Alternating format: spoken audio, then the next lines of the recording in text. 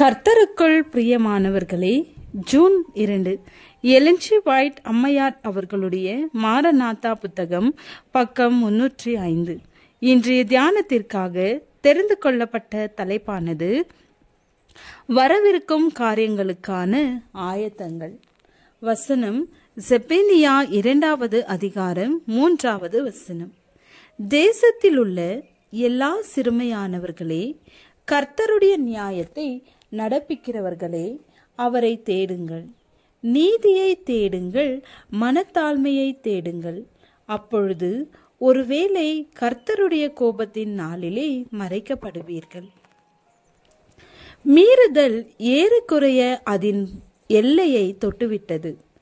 உலகம் குழப்பத்தால் நிறைந்திருக்கிறது. மானிடர் மீது ஒரு மாபெரும் பயங்கரம் வெகு சீக்கிரத்தில் வரவிருக்கிறது. முடிவு வெகு சமீபம். திணறடிக்கின்ற ஓர் அதிர்ச்சியை போன்று பூமியின் மீது திடீரென்று தாக்கப் போகின்ற அந்த காரியத்திற்காக தேவனுடைய மக்கள் ஆயத்தமாகி கொண்டிருக்க வேண்டும். ஒருபோதும் இருந்திராத உபத்திரவ காலம் வெகு சீக்கிரத்தில் நம்மீது வரவிருக்கின்றது. அச்சமயத்தில் இப்பொழுது இராத ஓர் அனுபவம் நமக்கு தேவையாக இருக்கும். அதை பெற்றுக்கொள்ள முடியாதபடி அநேகர் சோம்பேறிகளாக இருக்கின்றனர். துன்பம் உண்மையிலேயே நடைபெறுவதை விட அதற்காக எதிர்பார்த்து காத்திருப்பது அதிகமான துன்பமாக இருக்கும். ஆனால் நமக்கு முன்பாக இருக்கும் நெருக்கடியை குறித்த காரியத்தில் அது உண்மையல்ல.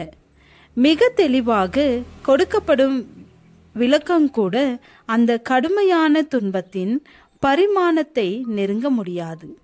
அந்த கடுமையான உபத்திரவத்தின் நேரத்திலே ஒவ்வொரு ஆத்துமாவும் தேவனுக்கு முன்பாக தனக்காக நிற்க வேண்டும்.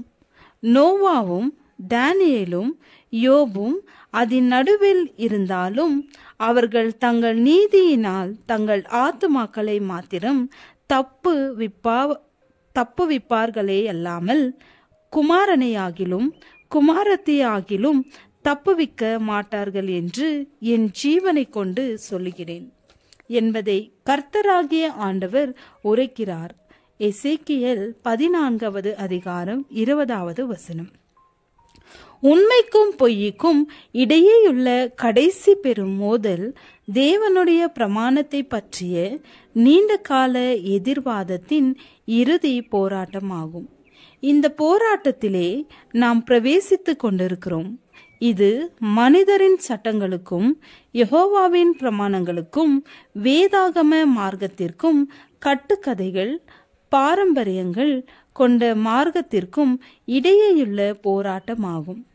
நாம் வாழ்ந்து கொண்டிருக்கின்ற இக்காலத்தை சுட்டி காட்டும் மாபெரும் பாதை குறியீடுகளை நாம் படிக்க வேண்டும். தேவன் ஆயத்தம் செய்யும் அந்த மகா நாளின் போராட்டங்களுக்கு ஆயத்தமாவதற்காக இப்பொழுது நாம் அதிக ஊக்கத்தோடு ஜெபிக்க வேண்டும்.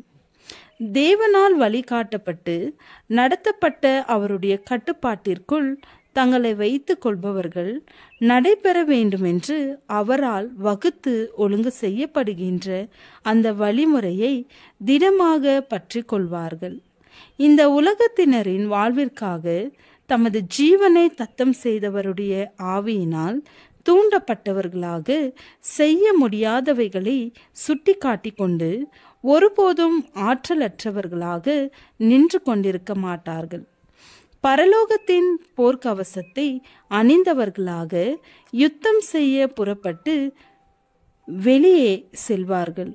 அவர்கள் சர்வ வல்லமையுள்ள தேவன் தங்களது தேவையை வழங்குவார் என்று அறிந்தவர்களாக தேவனுக்காக துணிவுடன் பயமின்றி யுத்தம் செய்ய விருப்பத்தோடு செல்வார்கள். ஜெபம்.